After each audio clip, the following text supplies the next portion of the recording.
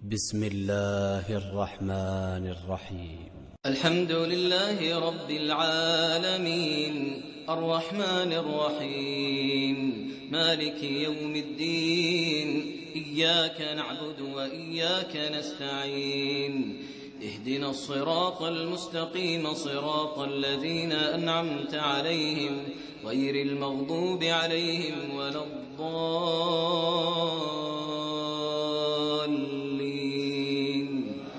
آمين. السلام علیکم ورحمۃ اللہ وبرکاتہ. ان الحمد للہ نحمده ونستعینه ونستغفره ونعوذ باللہ من شرور انفسنا وسیئات اعمالنا من يهده الله فلا مضل له ومن يضلله فلا هادي له واشهد ان لا اله الا الله وحده لا شريك له واشهد ان محمدا عبده ورسوله. يا أيها الذين آمنوا اتقوا الله حق تقاته ولا تموتن إلا وأنتم مسلمون. يا أيها الناس اتقوا ربكم الذي خلقكم من نفس واحدة وخلق منها زوجها وبث منهما رجالا كثيرا ونساء واتقوا الله الذي تساءلون به والأرحام إن الله كان عليكم رقيبا. يا أيها الذين آمنوا اتقوا الله وقولوا قولا سديدا يصلح لكم أعمالكم ويغفر لكم ذنوبكم ومن يطع الله ورسوله فقد فاز فوزا عظيما. أما بعد فإن خير الحديث كتاب الله وخير الهدي هدي محمد صلى الله عليه وسلم وشر الأمور محدثاتها وكل محدثة بدعة وكل بدعة ضلالة وكل ضلالة في النار. أعوذ بالله السميع العليم من الشيطان الرجيم. قل لله الشفاعة جميعا. وقال تعالى وكم من ملك في السماوات لا تغني شفاعتهم شيئا إلا من بعد أن يأذن الله لمن يشاء ويرضى. برادران اسلام، دینی و ملی بھائیوں، سب سے پہلے ہم اللہ رب العالمین کا شکر بجا لاتے ہیں کہ اللہ نے ہمیں اس مجلس میں شرکت کرنے کی توفیق عنایت فرمائی.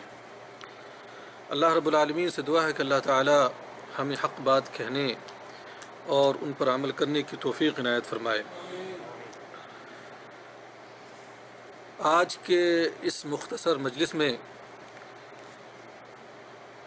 جس اہم موضوع پر کتاب و سنت کی روشنی میں چند باتیں آپ کی خدمت میں رکھنا چاہتا ہوں وہ شفاعت ہے. جیسا کہ میں نے 2 ہفتے پہلے بھائیوں سے کہا تھا کہ آپ میں سے کوئی کسی موضوع کا انتخاب کر سکتا ہے جس پر میں روشنی ڈالوں گا، تو 3 موضوعات آئے تھے جن میں سے 2 پر میں نے روشنی ڈالی ہے اور آج یہ تیسرا موضوع ہے. بلکہ ایک اور موضوع ہے وسیلہ کے تعلق سے، انشاءاللہ آئندہ اس پر بھی روشنی ڈالی جائے گی. شفاعت یہ بہت ہی اہم موضوع ہے اور زمانہ جاہلیت کے اندر کافروں اور مشرکوں میں بھی اس کے تعلق سے غلط فہمیاں تھیں، اور افسوس کی بات ہے کہ مسلمانوں میں بھی بہت سارے لوگ ہیں جنہیں شفاعت کے تعلق سے صحیح علم نہیں ہے، جہالت کا شکار ہیں، اور کچھ لوگ ایسے ہیں جو بے بنیاد باتوں کو دلیل بنا کر شفاعت کی غلط تشریح اور توضیح کرتے ہیں. آج کی اس مختصر مجلس میں انشاءاللہ العزیز اسی بات کو اختصار کے ساتھ آپ کی خدمت میں رکھی جائے گی. شفاعت کی تعریف لغت میں کیا ہے؟ عربی زبان میں شفاعت کہتے کس کو کہتے ہیں؟ یہ اصل میں عربی زبان کا لفظ ہے الشفاعہ، الشفاعہ، اور یہ شفع سے مشتق ہے، یعنی اس سے نکلا ہے۔ اس کا معنی یہ وطر کا ضد ہے۔ وطر کے معنی کیا ہوتا ہے؟ طاق۔ تو اس کا ضد کیا ہوتا ہے؟ جفت، جوڑا۔ طاق ایک، اس کا جو ضد کیا ہوتا ہے؟ جوڑا۔ اور اصطلاح میں شفاعت کہتے ہیں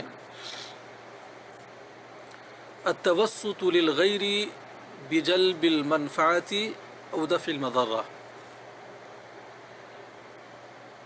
کسی غیر کے لیے سفارش کرنا، اس کو فائدہ پہنچانے کے لیے یا اس کو نقصان سے بچانے کے لیے۔ اسی کو ہم اردو زبان میں کیا کہتے ہیں؟ سفارشی۔ سفارش کرنے والے کو کیا کہتے ہیں؟ سفارشی۔ تو میرے خیال سے اس تعریف سے جو ہے شفاعت، ان باتوں سے شفاعت کی تعریف آپ کے سامنے واضح ہو گئی۔ کتاب و سنت کے اندر شفاعت کا ذکر آتا ہے، اور ابھی بات آئے گی کہ شفاعت، کچھ شفاعتیں ایسی ہیں جو نبی کریم صلی اللہ علیہ وسلم کے ساتھ خاص ہیں، اور شفاعت ایسی بھی ہے جو عام لوگوں کے لیے بھی ہے، جیسے صدیقین، شہداء، اولیاء، یا وہ ماں باپ جن کے بچے انتقال کر چکے ہیں بچپن میں۔ ابھی انشاءاللہ اس سلسلے میں بات آئے گی۔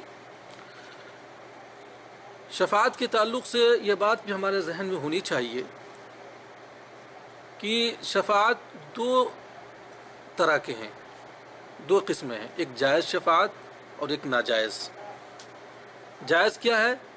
جس کا ثبوت کتاب و سنت سے ملتا ہے وہ جائز ہے، قرآن و حدیث سے۔ اور ناجائز جس کا ثبوت کتاب و سنت سے نہیں ملتا، لوگ اپنی طرف سے گڑھ لیا ہے، اور غلط فہمیوں کے لوگ شکار ہیں۔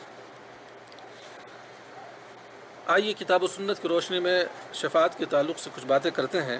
پہلی بات یہ ہے کہ تمام شفاعتوں کا مالک اور مختار صرف اور صرف اللہ رب العالمین ہے۔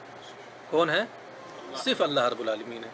جیسا کہ اللہ رب العالمین نے ارشاد فرمایا، سورۃ الزمر کی آیت ہے، قل للہ الشفاعۃ جمیعا، اے نبی صلی اللہ علیہ وسلم آپ فرما دیجئے کہ تمام شفاعتوں کا مختار اور مالک کون ہے؟ اللہ رب العالمین ہے۔ یہ شفاعت کب ہوگی؟ شفاعت اللہ رب العالمین کے اجازت کے بغیر نہیں ہو سکتی۔ کوئی بھی شفاعت اللہ رب العالمین کی اجازت کے بغیر نہیں کر سکتا۔ قیامت کے روز چاہے کتنا ہی بڑا ولی، کتنا ہی بڑا بزرگ، کتنا ہی بڑا شخص کیوں نہ ہو، بغیر اللہ رب العالمین کی اجازت کے بغیر کوئی جو ہے اپنے لب کو ہلا نہیں سکتا، ایک لفظ بھی نہیں بول سکتا۔ اور اس دن کوئی انسان اول فول بھی نہیں بول سکتا، جو کچھ بھی بولے گا حق بولے گا اس دن۔ آج انسان اپنی زبان کو جس طرح سے آزاد رکھتا ہے، کل قیامت کے روز اس کی زبان اس طرح سے آزاد نہیں ہوگی۔ اللہ رب العالمین نے آیت الکرسی میں، سورۃ البقرہ کی جو آیت الکرسی ہے، اس کے اندر اللہ رب العالمین نے فرمایا کہ من ذا الذی یشفع عنده الا باذنہ، من ذا الذی یشفع عنده الا باذنہ، کون ہے جو اللہ رب العالمین کے پاس سفارش کرے گا یا سفارش کر سکتا ہے، سفارش کر سکتا ہے مگر اس کی اجازت سے، یعنی بغیر اس کی اجازت کے کوئی بھی اللہ رب العالمین کے پاس کیا ہے سفارش نہیں کر سکتا۔ دوسری جگہ اللہ رب العالمین نے فرمایا ما من شفیع الا من بعد اذنی، یہ سورہ یونس کی آیت ہے کہ کوئی بھی شفیع نہیں ہوگا قیامت کے روز مگر اللہ رب العالمین کی اجازت سے۔ تو پہلی بنیادی بات کیا پتہ چلی کہ تمام شفاعتوں کا مالک اللہ رب العالمین ہے، اور اللہ رب العالمین کی اجازت کے بغیر کوئی بھی سفارش نہیں کر سکتا۔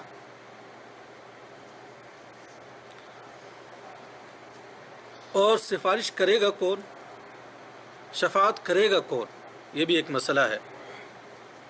پہلی بات، جس کو اللہ رب العالمین اجازت دے گا، اور کس کو اجازت ہوگا؟ جو اللہ کے اولیاء ہوں گے، جن سے اللہ رب العالمین کیا راضی ہوگا۔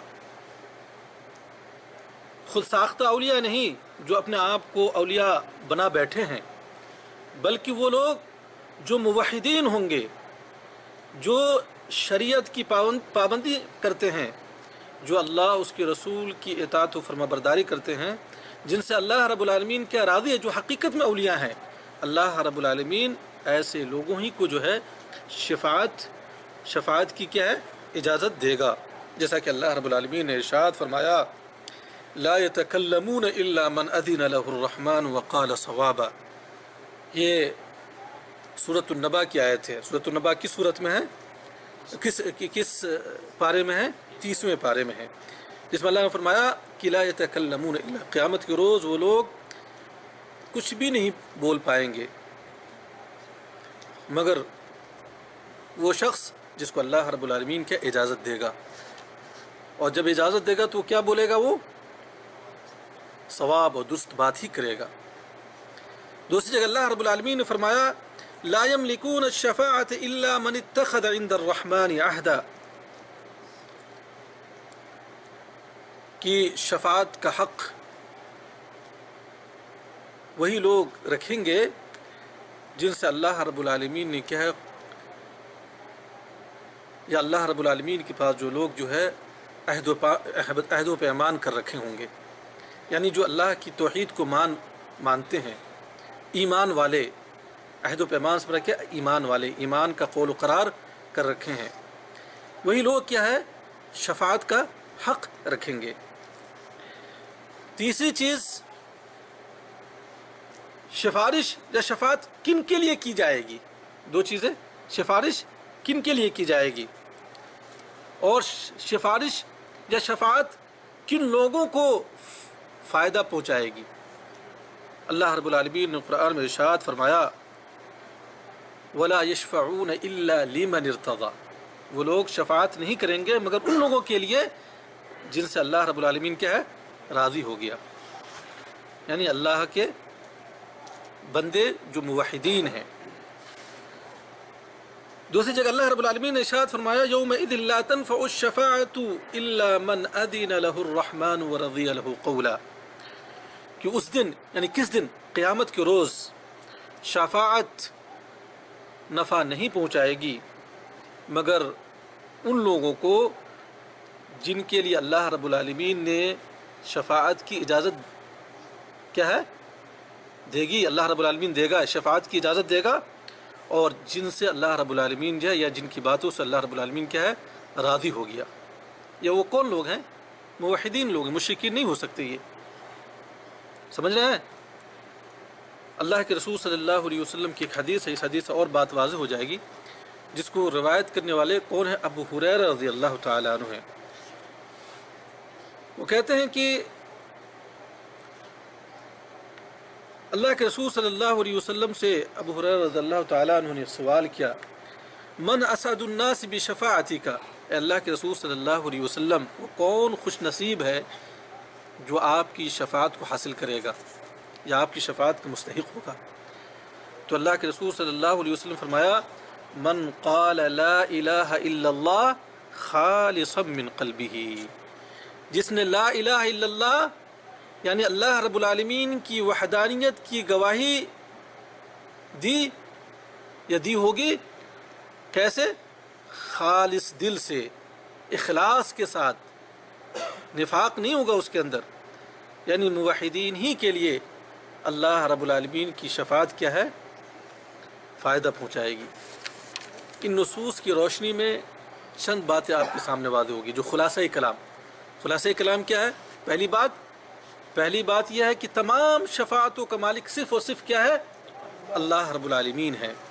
دوسری چیز، شفاعت وہی شخص کرے گا جس کو اللہ رب العالمین جو ہے شفاعت کی اجازت دے گا۔ شفاعت کون لوگ کریں گے؟ جو اللہ کے اولیاء، اللہ کے بندے، اللہ کی نیک، یا جن سے اللہ رب العالمین کیا ہے راضی ہو جائے گا۔ اور تیسری چیز، شفاعت کن لوگوں کے لیے؟ مومنین کے لیے ہوگی۔ شفاعت کن لوگوں کو فائدہ پہنچائے گی؟ جو موحدین ہوں گے۔ مشرکوں کو جو ہے سفارش یا شفاعت کیا ہے فائدہ نہیں پہنچا سکتی۔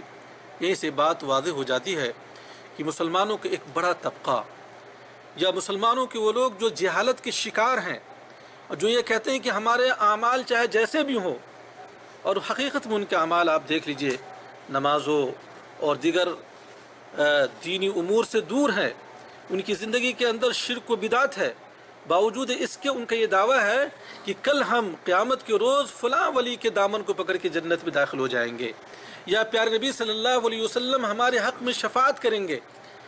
کیا ان نصوص کی روشنی میں ان باتوں سے بات بالکل واضح ہو جاتی ہے کہ نہیں، کہ ان کی باتیں کیا ہے بالکل ہی بے بنیاد اور غلط ہے۔ جو لوگ اللہ رب العالمین کے نافرمان ہیں، جو جرم کبیر اور جرم عظیم کا ارتکاب کرتے، شرک کرتے ہیں، ایسے لوگوں کو چاہے ان کا دعویٰ کچھ بھی کیوں نہ ہو، شفاعت کیا ہے فائدہ نہیں پہنچا سکتی۔ الامان والحفیظ۔ تو یہ بنیادی باتیں ہمارے سامنے واضح ہو گئی۔ یہ جو شفاعت ہے، ان کے تعلق سے یہ ہے کہ یہ جو ابھی جائز شفاعت ہے، جیسا کہ میں نے بتایا شروع میں کہ شفاعت دو طرح کی، ایک جائز اور کیا ہے ناجائز۔ ناجائز بھی آپ کے سامنے ابھی بات ضمنی طور پہ آ گئی، وہی ناجائز ہے جو لوگ دعویٰ کرتے ہیں۔ ایسے لوگ یا کفار و مشرکین دعویٰ کرتے تھے کہ ہمارے معبودان باطلہ ہمارے لیے جو ہے کل قیامت کو شفاعت کریں گے، یا آج کے گمراہ مسلمان جو شفاعت کے بارے میں کہتے ہیں کہ چاہے ہمارے اعمال کیسے بھی کیوں نہ ہو، ہمارے اولیاء جو ہے ہمیں بچا لیں گے، یہ غلط ہے۔ بہرحال لیکن جو جائز شفاعت ہے، ان کی بھی کچھ قسمیں ہیں۔ سب سے پہلی قسم جو ہے شفاعت عظمیٰ، اور یہ چیز کس کو حاصل ہوگی؟ ہم سب کے حبیب پیارے نبی محمد عربی صلی اللہ علیہ وسلم کو۔ اور وہ کس وقت؟ اور یہ نبی صلی اللہ علیہ وسلم کے لیے خاص ہے۔ اور وہ کس وقت؟ جب تمام کے تمام لوگ پریشان ہوں گے، اور وہ حضرت آدم علیہ السلام کے پاس، نوح علیہ السلام کے پاس، ابراہیم علیہ السلام کے پاس، موسیٰ علیہ السلام کے پاس اور عیسیٰ علیہ السلام کے پاس جائیں گے کہ حساب لیا جائے، اور سب کے سب لوگ انکار کر دیں گے اس موقف میں۔ تو اس وقت اللہ کے رسول صلی اللہ علیہ وسلم کو یہ شفاعت حاصل ہوگی، جس شفاعت کو کیا کہتے ہیں؟ شفاعت عظمیٰ۔ اور یہ شفاعت کیا خاص ہے؟ اسی چیز کو اللہ رب العالمین نے قرآن مجید کے اندر ارشاد فرمایا، عسیٰ ان یبعثک ربک مقاما محمودا، کہ ان قریب اللہ رب العالمین آپ کو کھڑا کرے گا مقام محمود میں۔ مقام محمود سے مراد کیا ہے؟ یہ کیا ہے؟ شفاعت عظمیٰ اسی کو۔ اور اللہ کے رسول صلی اللہ علیہ وسلم کی حدیث بھی ہے اس سلسلے میں۔ بہرحال یہ شفاعت عظمیٰ پہلی شفاعت کی قسم۔ دوسری شفاعت جنت کے دروازے کے کھولنے کے سلسلے میں جو شفاعت ہوگی۔ سب سے پہلے جنت کون کھلوائیں گے؟ پیارے نبی محمد عربی صلی اللہ علیہ وسلم۔ اور سب سے پہلے جنت میں جس شخصیت کو دخول اور داخلہ نصیب ہوگا، وہ شخصیت کون ہوگی؟ ہم سب کے حبیب پیارے نبی صلی اللہ علیہ وسلم۔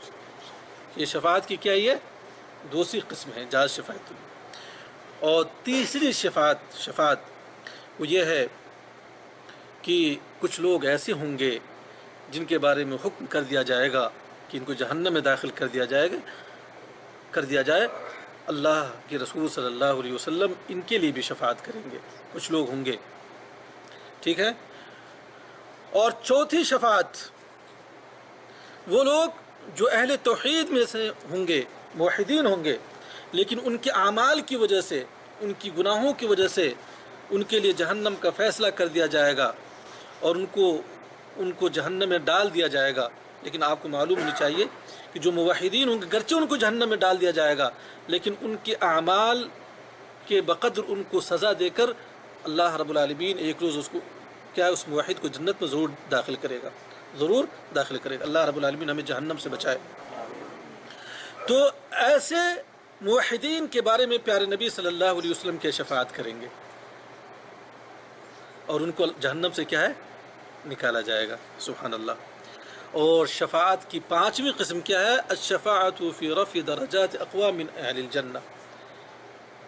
5ویں قسم یہ ہے اہل جنت کے لوگوں میں یا جو اہل جنت کے کچھ لوگ ہوں گے، اہل جنت یا جنت میں داخلہ نصیب جن لوگوں کو ہوگا ان میں سے کچھ لوگ ہوں گے جن کے درجات کی بلندی کے تعلق سے شفاعت. ٹھیک ہے.